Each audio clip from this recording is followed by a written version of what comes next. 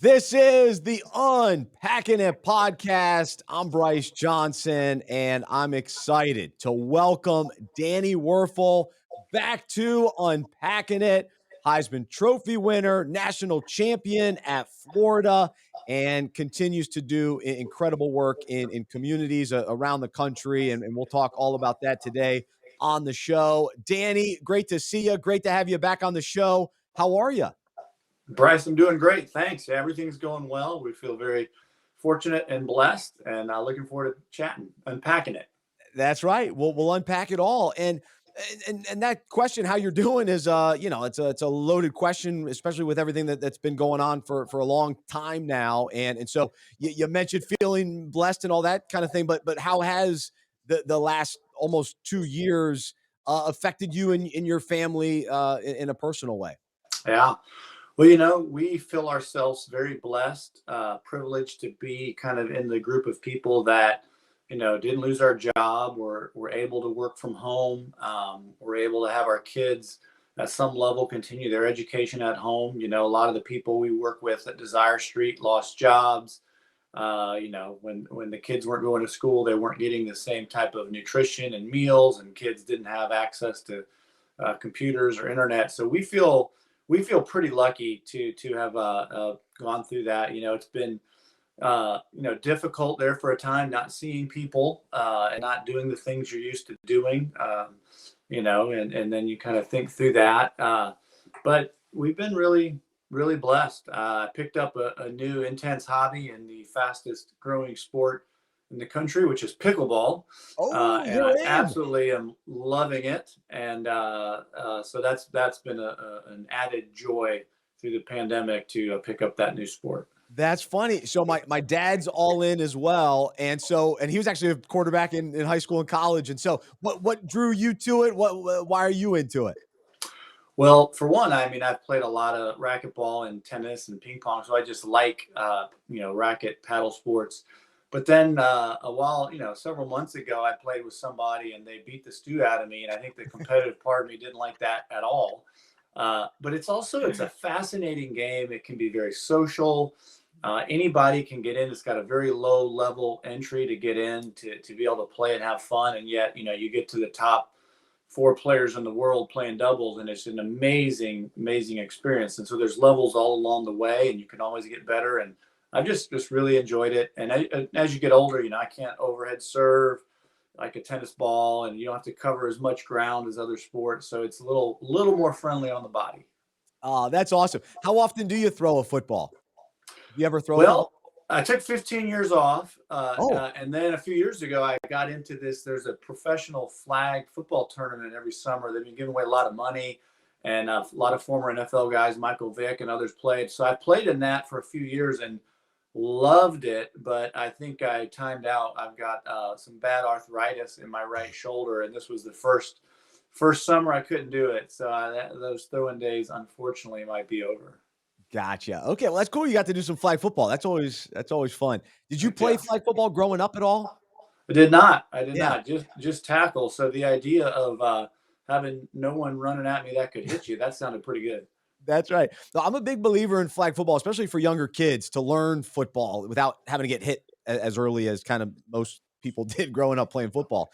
Well, speaking of your playing days, recently you had a reunion, the 25-year of the 1996 national champion Florida team. So you guys were back together celebrating that 95 team, a lot of, I guess, overlap with the players. So what was your big takeaway from being around the guys, being around the coaches? What did that kind of celebration and weekend do for you? Well, everybody's gone off in different directions and had different types of lives, and all sorts of things have happened, good and bad, to us all. But as soon as we get back together, the memories are so strong. Coach Spurrier told us when we were playing, guys, if you can win a championship, you'll have memories and friendships that really will last a lifetime. And boy, was he right. I mean, we picked right back up, reflecting on all the things from our freshman through senior year. A lot of laughs, a lot of memories, and then to go out on the field as a team and feel that energy again. My roommate and lineman Jason Odom was behind me, and he's like, "Danny, look at the chill bumps on my arm, man. I haven't felt this in years." And just a really great time to be with your old friends and to catch back up. That's awesome. Because how often do you guys see each other or do things like that? What was the last time maybe you even celebrated the championship team? Yeah, so it really, I mean, usually they officially celebrate a 10-year anniversary and a 25 and a 50. So, 10 years ago, we did this sort of similar thing. I stay in touch some of the guys real closely. Chris Doring, James Bates, Jason Odom. Some of these guys I see and hang out with more than others. But uh, a few years ago, Coach Spurrier hosted at the beach in Daytona, just like a reunion for anybody from the '90s, and so that was a pretty fun time. A lot of different guys got together, but it's a very unique and special time when people can gather back from all over the country, wherever people have ended up. That's awesome. Well, I also noticed that you and your family made a recent trip to Disney World. So how did that turn out? Well, I guess that depends on how I answer that is if any of my family is going to actually watch this podcast or not. So the official answer is we had a fantastic time as a family. My wife and my daughter in particular absolutely loved it. That's one of their favorite things to do. And in fact, this is probably not kosher, but check out. Actually got my shirt underneath here. It's got Nice. Mickey. It says "I am their father." The Darth Vader line. Uh, Luke Skywalker hearing from Yeah, Darth Vader. So anyway, it was I love it. a That's awesome. very amazing day and a long day too. So over the years, how often has your family done this? Because I only went one time growing up, so I didn't get to fully experience. Now I have two young daughters. I'm wondering, all right, when am I going to take them and experience that? So what has been kind of your approach as the dad to say how often and what that setup's like? Well, my approach as the dad was actually to sort of get out of the way of the mom. My wife loves Disney and has since she was a kid, and so she'd go by herself a few times a year if she could, and so she Oh wow. loves to take the kids and the family. And we've been several times, all of us, And then in addition to that, she's gone more with the kids. And if I happen to be busy with work or golfing on a day with some people for work while we were in Orlando, I may have you got out of it. But no, she loves it. My daughter, it's one of her favorite things, and my boys, when they were younger, loved it as well. So it's a great experience, or can Oh, be. that's cool. All right. Well, I'm gonna wait till they get a little bit older for us to make a run down there. But that's cool. Well, let's catch up on what you're doing with Desire Street Ministries and you've been there now 15 years. Is that how long it's been?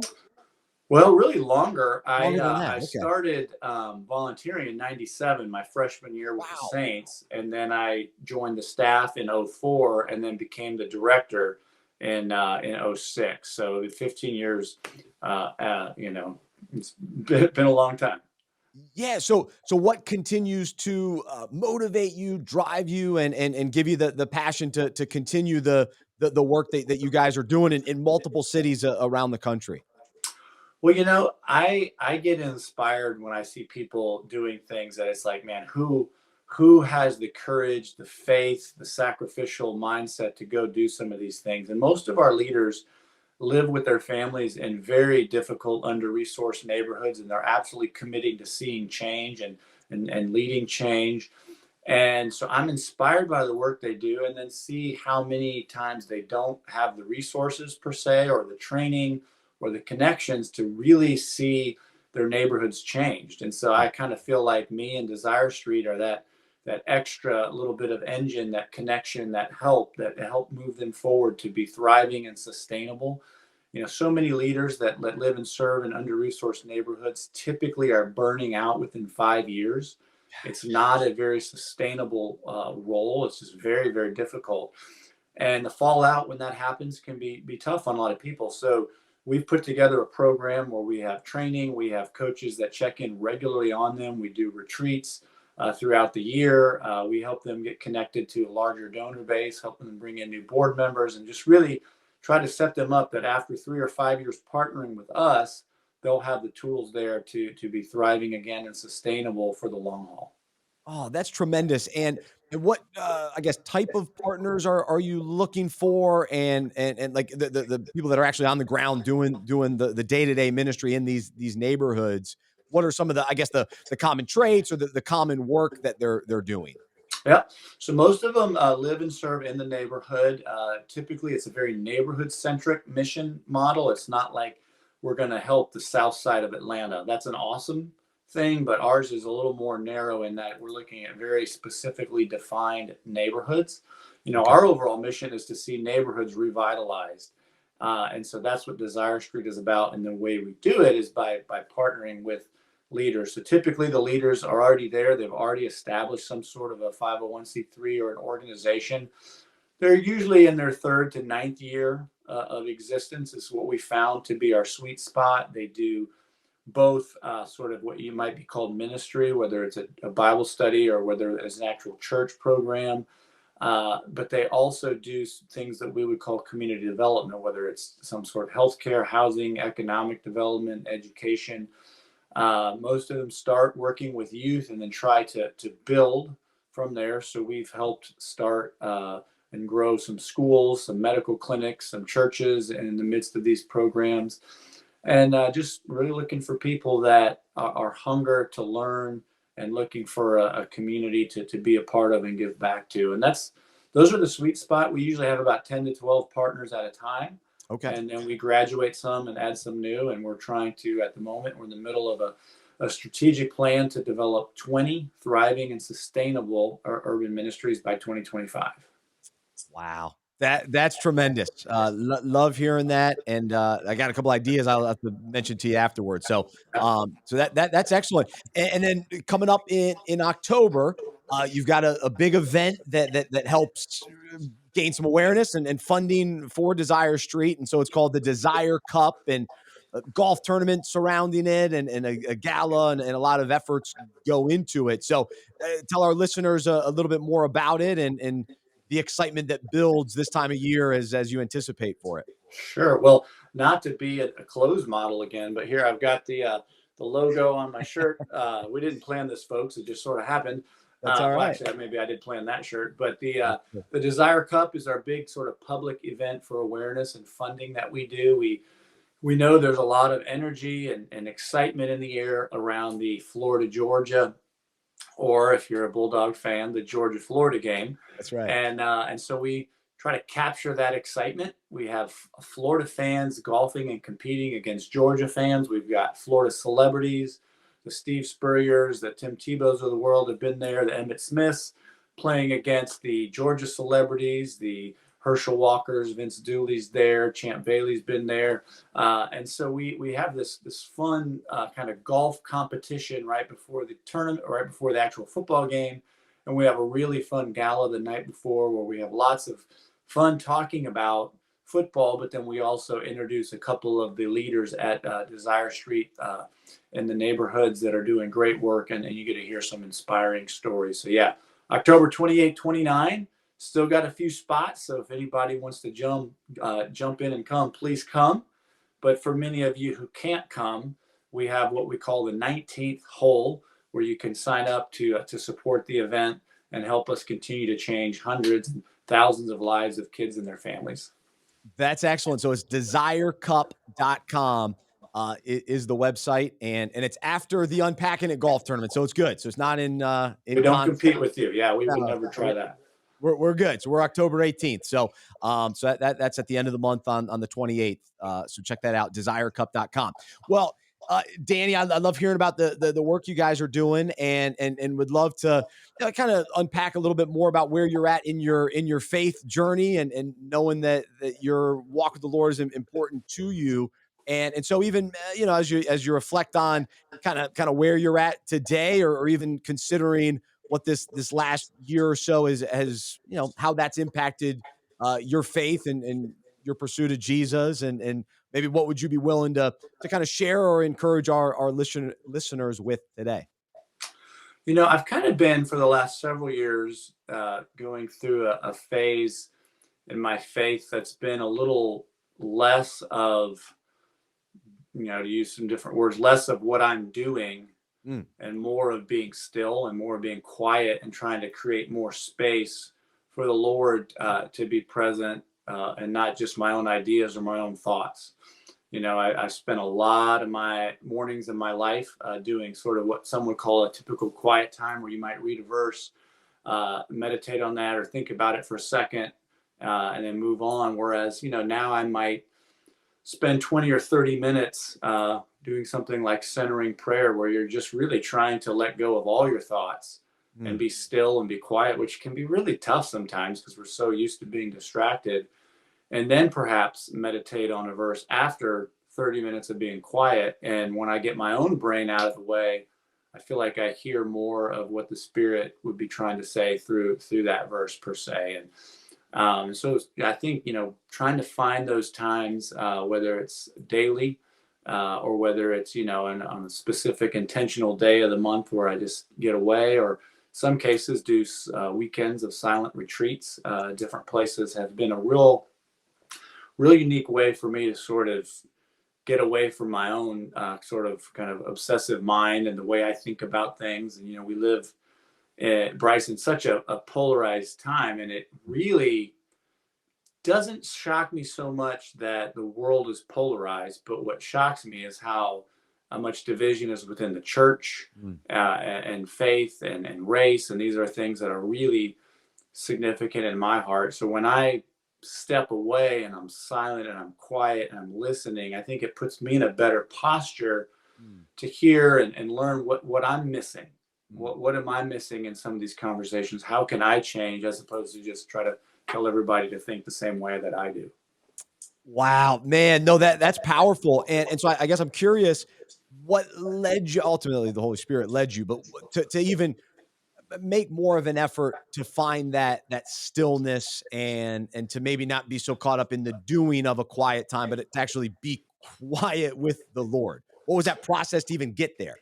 Well, I'd love to say it was just me being smart, but usually it takes something more intense to get us to change any of our habits. For me, 10 years ago or 11 years ago, I got diagnosed with a really bad autoimmune disorder, and I was actually paralyzed for a bit and then really limited for months, and tired for a year. It was almost like God forced me off of this, treadmill Mm. of being busy. And I remember the first thing I did, someone bought me an iPad, like the first iPad I had. And I'm like, you know what? I'm going to watch every movie I always wanted to watch, but I didn't have time to watch. And the only thing I remember a mentor of mine saying, oh, no, no, no, don't waste this time. Wow. So I made a simple kind of just commitment. And had I known what it would mean, I probably wouldn't have done it. But this idea that I wasn't going to watch anything, I was just going to do a lot of sitting. And if I wanted to think more, I would journal more.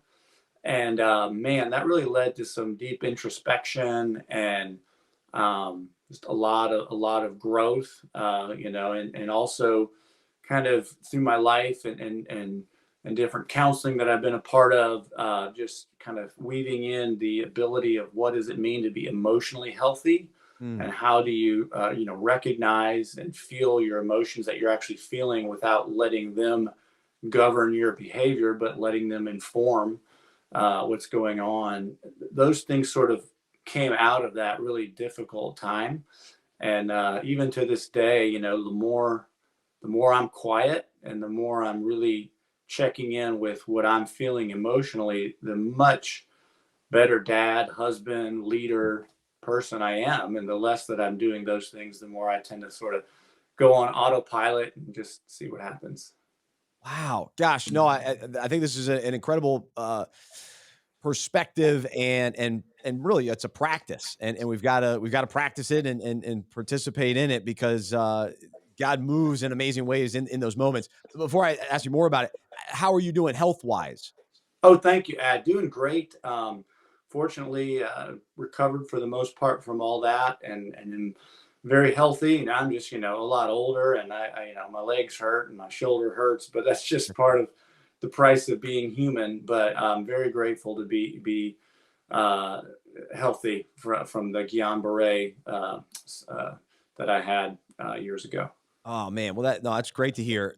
So as far as this idea of introspection and being quiet and still, how do you navigate or balance in those moments, focusing on God and praising him, worshiping him, recognizing who he is and his character, while also, looking inward and evaluating, your own mental, emotional, spiritual thoughts, feelings, and all that sort of thing. Because to me, that process goes, it's a fine dance. I'm just curious how your Yeah. experience with it.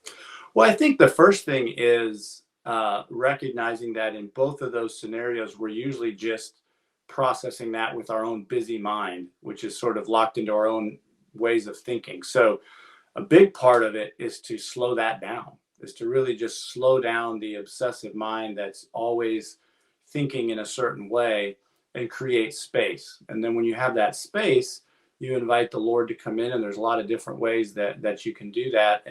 And so often just being willing to yield control of your thoughts to being still makes way for some beautiful things to happen. And sometimes you could actually really focus on an attribute of God, and then really kind of keep coming back to that in so many ways. And then other times I think you can really ask the Lord to show things about yourself that you don't want to know. That often it's hard to do that by yourself too. So for instance, even tonight, I've got a small group of guys I meet with every Tuesday, and Oh, they know me probably better than I know myself, and they're asking tough questions and things where it's hard to hide, where we often want to. So I think it's a combination of all those things. But to me, the slowing down of my own mind, so then to make space for the Lord to show up, I'll often, Psalm 46:10 is a big part of my prayers. Be still and know that I am God. amen. And so I'll think about that a lot, and invite Jesus to kind of be right there in and near me as I'm processing whatever it is that I'm trying to process. So encouraging, and I know for listeners, this for many is an eye opening, heart opening, kind of concept or approach that's so needed. And But I let me also yeah, say too, though, that before anybody sort of thinks too highly of me, I'll get out of one of these times and go yell at my kids or holler at oh my yeah, wife, or yeah, lot of mess going on yeah. here too. So by no means am I thinking I'm an idealistic person. There's plenty of garbage that most people don't get to see. No, that's understood and expected. Absolutely. I'm right there with you for sure. So, but I love, yeah, hearing how other people are pursuing the Lord, and so I think that stillness, and I've been struggling with it lately because we just had a daughter to Oof, find that quiet time. So we're yeah. about 6 weeks in. So Whew. for me to get up early, yeah, it's just it's been tricky. So I long for that. So hearing you talk about it is a great encouragement and challenge to me. And I'm right there with you. Plenty of mess to work through as well. Um, and part of helping with that too, small groups. And so we hear this, especially people that, go to church. Hey, get into a life group, get into a small group, and we hear about this. How have you benefited from this group that you alluded to on Tuesday nights? And how have you even maybe gotten to the right approach or structure to thrive in that and to really grow in the midst of that? Well, I think that the thing that's the magic in that, and I think there's multiple structures of the way you can connect. But if you're in a place that there's some sort of commitment to meeting, at some time and place for a period of time, that's a big key thing. So it's not just random, but then also where you invite and give people the freedom to ask tough questions. It kind of started for me years ago. I had a group of guys, and we were going to watch movies every Monday. We called it Men's Monday Movie Night. And then one of the guys shared one night as we're on the way to the movie that his wife said she was leaving him, and it was out of nowhere. And we cried, and we kind of joked. We're like, we probably shouldn't go watch the movie. We should probably go visit with our buddy. Yeah. And that kind of started it. And then one day he said he was going to counseling, and he said, "Hey, not tonight, but next week, I want each of you to share something about me that bothers you." Hmm. And I was like, wow, that's tremendously courageous. And wait a minute, if he's doing that, we're probably all going to have to do that eventually. I don't know if I want to do that.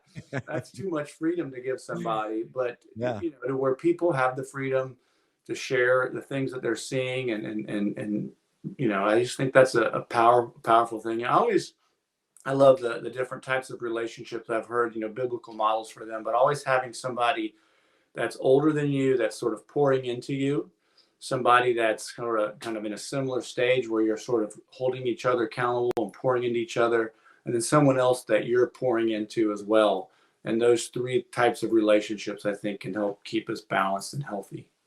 Amen. I love that. It's interesting. Multiple guests on this show have alluded to that model and it being impactful in their lives. So it's great for us sports fans that are part of unpacking it. So I appreciate you sharing about that.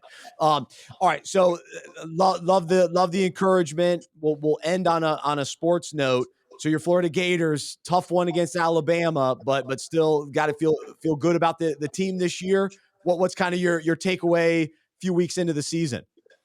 Well, I don't know. After the first quarter Alabama game, to see that game finish, I wouldn't call that a tough one. I call that an amazing effort, and one of the best losses, if you will, you could have. So I'm Yeah, really encouraged definitely. with our team. We beat Tennessee, and I think our whole season in many ways is going to come down most likely to the Florida Georgia game. That's right. And you never know, but probably who wins that game will be playing Alabama in Atlanta later on. So that's the case. But I tell you, I am really, really impressed with Dan Mullen, and there's lots of great coaches that have developed a great system that they can help the right people thrive in, but very rarely can someone kind of redefine their system based on their personnel. And if you look at sort of the way this team was 2 years ago, and then last year, the way they played with Kyle Trask and Kyle Pitts, it became this wide open NFL style vertical passing game, to when now the way they've kind of reshaped it around the quarterbacks that are just tremendous runners, and the athletes that they have. He's an amazing offensive coach. So I'm really pleased with where our team is and where it's headed. That's exciting. Yeah, college football is just getting going. Lot more football left, which is fantastic.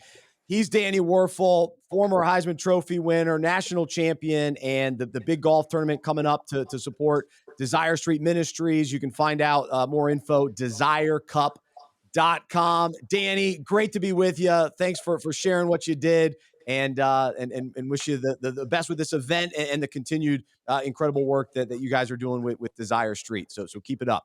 Thanks, Bryce. Hey, this is great what you're doing. You keep up the good work as well. God bless you, and go Gators. That's right. Absolutely. Well, thanks. There's Danny Wuerffel joining us here on Unpacking It.